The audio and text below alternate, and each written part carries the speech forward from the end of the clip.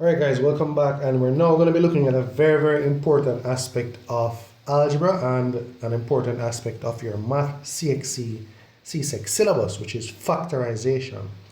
Now factorization is the reverse or opposite of expansion, but you're not going to see that clearly today in terms of it being a reverse or opposite of expansion, but maybe just a little bit.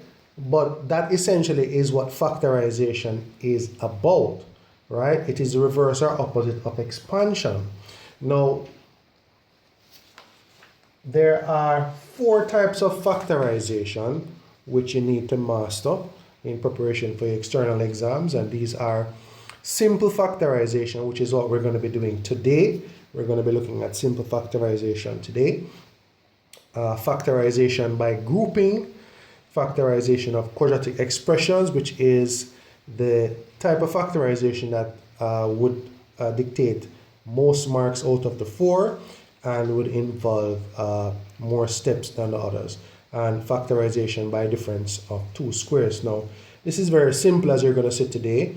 This is normally 1 mark in the exam, simple factorization. Factorization by grouping is normally 2 marks, and factorization of quadratic expressions can be anywhere from 2 marks to 3 marks, and factorization by difference of 2 squares is 2 marks. Okay, so the first one we're going to be focusing on is simple factorization. But before we actually start doing questions on factorization, it is important for us to understand what factors are.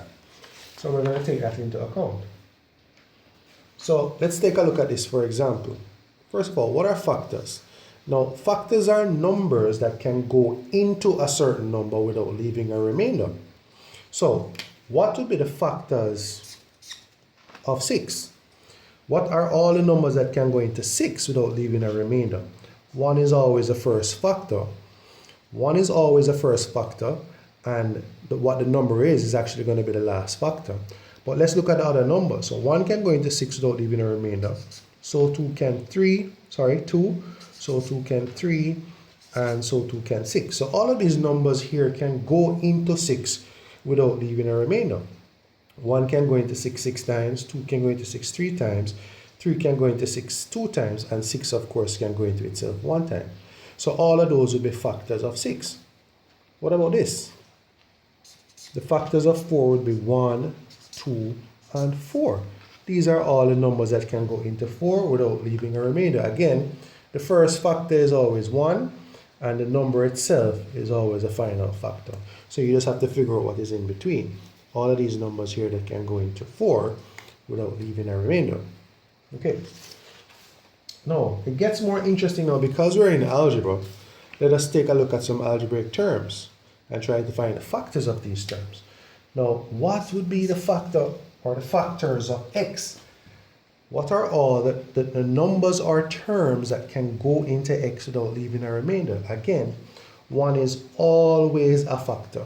So for all of them, for all of these, 1 will always be a factor of all of them. Now, let's come back to x. What else can go into x without leaving a remainder? And that would be x itself. So x has 2 factors, and those factors are 1 and x. 1 can go into x times, and x can go into x 1 time without leaving any remainder whatsoever. Let's take a look at 2x. 1 can go into 2x, and whenever you have terms with numbers and letters together, it's always a good idea to focus on the numbers that are factors first, and then the letters that are factors, and then the combination of them. So, of course, 1 can go into 2x without leaving a remainder. 2 can also go into 2x without leaving a remainder. So 1 can go into 2x times, and 2 can go into 2x x times. Now there are no more numbers present, so let's take a look at the letters. So x, of course, can go into 2x without leaving a remainder because x can go into 2x 2 times. Now let's look at the combination. Again, whenever you're looking at factors of a number or a term, the first one is always 1, and the last one is always a term or number itself. So that will be 2x, because 2x can go into 2x 1 time. So these will be the factors of 2x. Let's take a look at this one. Again, 1 is always a factor because 1 can go into x squared times. There are no more numbers. And then we start looking at the letters. Now, x can go into x squared x times without leaving a remainder. And of course, x squared itself. So those will be the 3 factors of x squared. Again, in order for us to be able to do factorization well, we have to understand what are the factors of the terms. And that's what we're doing first. Let's take a look at this, AB. Now, of course, 1 can go into AB times. And of course, A can go into AB A times. Remember, A is the same as 1A and X is the same as 1X. So A can go into AB, A can go into AB B times. B can go into AB A times. And of course, the term itself, AB can go into AB 1 time. So those would be the factors of those terms there. And again, it's very important for us to understand factors of a term. Let's take a look at this. All right. Now, 2x squared, 6x squared, and 4ab. Now again, remember, the first factor of these terms is always 1. So let's put that down right away. Now let's focus on 2x squared. We're focusing on the number first. So 1 can go into 2x squared times, and 2 can go into 2x squared x squared times. Now, we now need to focus on the letters. So x can go into 2x squared 2x times, and x squared can go into 2x squared 2 times. Now let's look at the combinations. Let's start with this guy. 2x can actually go into 2x squared x times, and of course we have 2x squared that can go into 2x squared 1 time. So those will be the factors of 2x squared. All right, pretty simple. So let's take a look at this. So 1 can go into 6x squared times. 2 can also go into 6x squared. 3x squared times. 3 can go into 6x squared. 2x squared times. 6 can go into 6x squared, x squared times. And those will be the numbers. Now let's look at the letters. X can go into 6x squared, right? 6x times. And then we can look at combination of these numbers with the x. So x is the same as 1x, obviously. What about 2x? 2x can go into 6x squared 3x times. What about 3x? 3x can go into 6x squared 2x times. And 6x can actually go into 6x squared x times. So this term here, 6x squared, actually has a lot of factors, simply because 6 itself has 1, 2, 3, 4 factors, which are numbers alone. So the combination of the letters, remember x is the same as 1x, the combination of the letters will also involve the numbers alongside it. But there are more.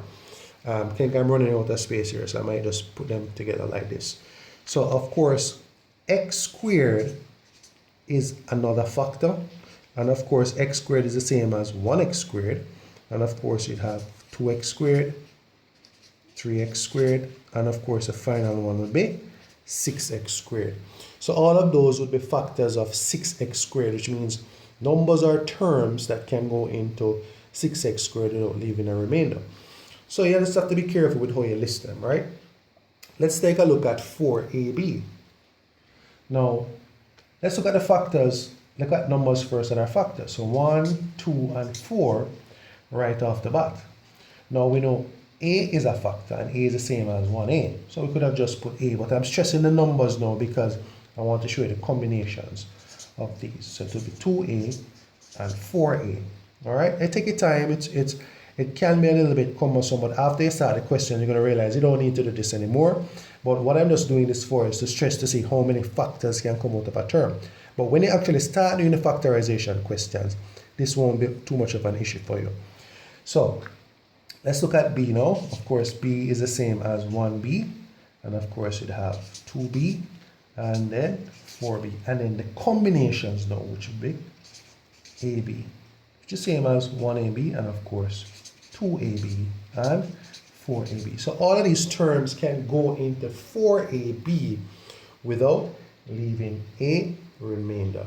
So this is essentially introduction to factorization, because we have to know what the factors are. And when we come back, we're going to actually start looking at the meat of the matter, which is going further into simple factorization, so we can understand it clearly. All right, I have to stop the video now because it's about managing the storage space on the phone. So when we come back, we look at part 2 of introduction to factorization, and in specifically simple factorization. All right, guys, I hope you found this video insightful, and I'll see you guys on the next video.